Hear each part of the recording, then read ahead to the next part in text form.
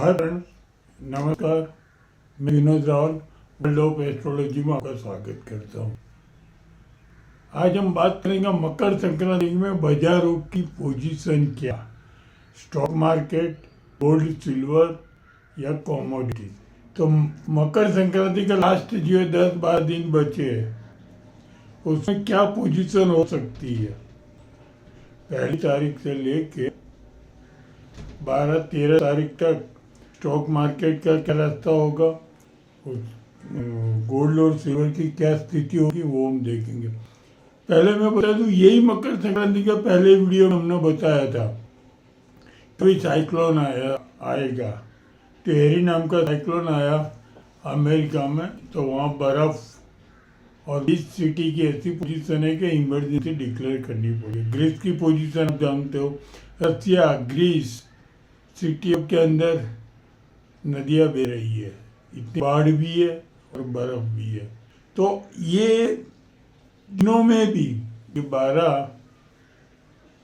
फरवरी मार्च तक भी यही पोजीशन है। ये मकर संक्रांति के अंतिम दिनों में भी पोजीशन में धरतीकंप, कुदरती होनारत, एक्सीडेंट, ये सब होने की शक्यता है। फिर कुंभ संक्रांति से थोड़ा बहुत राहत हो। मकर संक्रांति की पहली कुंडली की तो हमने चर्चा की है जब फर्स्ट वीडियो बनाया था, लेकिन आज हम बात करेंगे लास्ट ये 13 तारीख तक फक्त मार्केट की, क्योंकि गोल्ड सिल्वर की पोजीशन डालेंगी। 2 तारीख की अगर हम बात करें तो अमावस्या, और मकर संक्रांति में मकर राशि में ही सबसे आगे बुध है, फिर शुक्र, फिर सूर्य, लास्ट में मंगल है। यानी मकर राशि का मंगल सबसे लास्ट में है। मंगल सूर्य को, सूर्य शुक्र को, शुक्र बुध को, स्टेप बाय स्टेप वो आगे ले जाएगा। और सबसे पोजीशन खराब होगी बुध 12-13 तारीख को, जब कुंभ राशि में आएगा और राहु से युति करेगा। उस टाइप फिर हम जज कर सकते और सूर्य की पोजीशन को देखते कि फिर से अर्थ के आ सकता है, कुदरती होनारत, कुछ धरतीकंप, ज्वालामुखी फटना, बादल फटना, ये पोजीशन हो सकते। अगर स्टॉक मार्केट की बात करूँ मैं, तो ये 1 फरवरी से हम बात करते हैं। 1 फरवरी से तो स्टॉक मार्केट शुरुआत के 6-7 दिन अप डाउन रहेंगे, लेकिन एक अंदर बजट मजबूत रहेगा। तो नीचे भाव से हमें बेचना नहीं चाहिए। कोई भी स्लिप, निफ्टी, हमें स्टेडी बाजार समझ के रहना चाहिए। 100-200 पॉइंट अप होगा, अभी 100-200 पॉइंट 300 पॉइंट की रमत तो सामान्य हो गई। अप होगा, फिर डाउन होगा, फिर अप होगा, फिर डाउन होगा। लेकिन इनसे ज़्यादा की जब पोजीशन आवे कि 500 पॉइंट अप हुआ, 600 हुआ, 300 ऊपर, तो अपनी कैपेसिटी, अपने लिमिट के हिसाब से थोड़ी निफ्टी हमको बेचे रखना चाहिए। कहाँ से? 1 तारीख, 2 तारीख से लेके 7-8 तारीख तक, जहाँ भी ठीक लगे 1-2, 5-10 अपने लिमिट के हिसाब से आप बेचते रहो निफ्टी या पुट लो। और ये पोजीशन में अप डाउन तो रहेगा ही, लेकिन जब 10-12-13 तारीख आएगी, यानी मकर संक्रांति का अंतिम चरण, अंतिम दिनों आएगा, तब शेयर मार्केट में आकस्मिक कारणों से फॉल डाउन आ सकता है। 1 या 2 दिन अच्छी गिरावट हमें देखने को मिल सकती। तो यही गिरावट का लाभ लेने के लिए हमें शुरुआत से बाजार में बेचना चाहिए।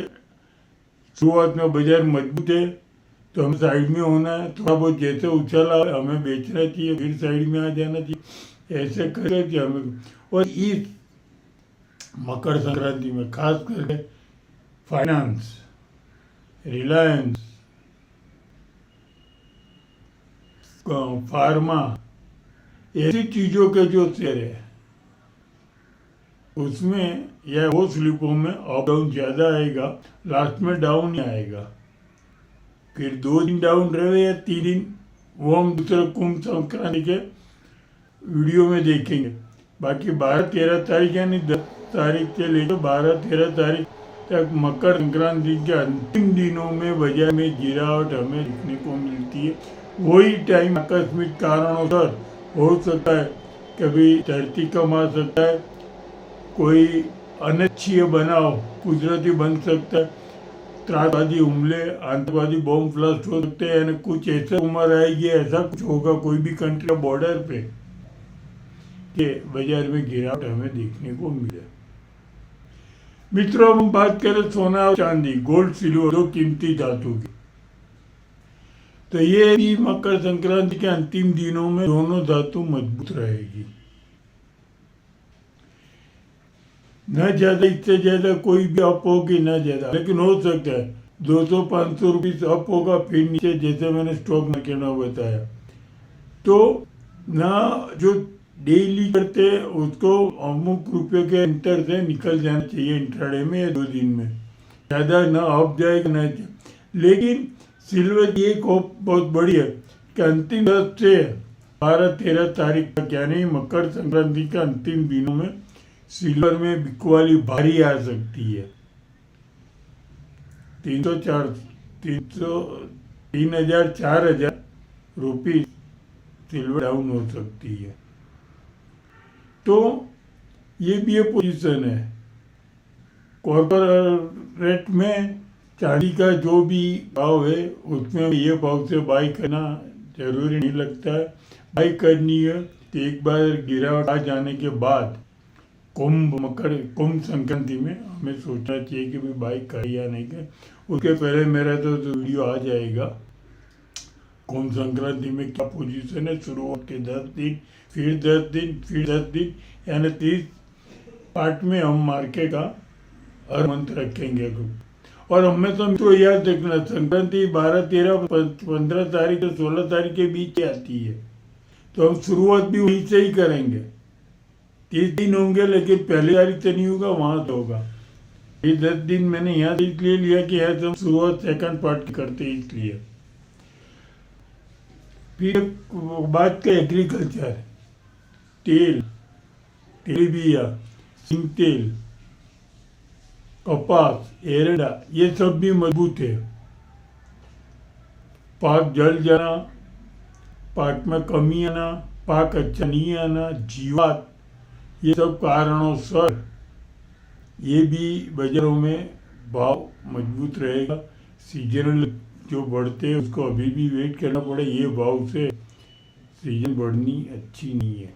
बाकी हर एक बाजारों की कुंभ संक्रांति का वीडियो भी मैं जल्दी रखूँगा, तो उसमें भी हम 3 पार्ट करेंगे, पार्ट 1, 2, 3 मार्केट करके। और ये टाइम में शुरुआत भी करता हूँ जातक, मानव जातक पे कि डेली की पोजीशन, राशि भाई से जिसको बोलते वो भी मैं रख रहा हूँ। दूसरा, इसके बाद 2-3 दिन में मेरा वीडियो आएगा मकर संक्रांति में, लास्ट 10 दिन में जातक। तो मेष राशि से मीन राशि तक का वीडियो मैं आपके सामने रखूँगा। ऐसे हर संक्रांति का मार्केट का एक अलग होगा, जातक यानी राशि भविष्य का भी एक अलग होगा, और कुदरती होनारत या मुझे कुछ नया कुछ दिखाई देगा तो मैं ज़रूर आपके पास लेके आऊँगा। अभी भी आप लोगों ने मेरी चैनल को सब्सक्राइब नहीं किया तो प्लीज़ मेरी चैनल को सब्सक्राइब कीजिए, लाइक कीजिए। आओ जो, बाय बाय।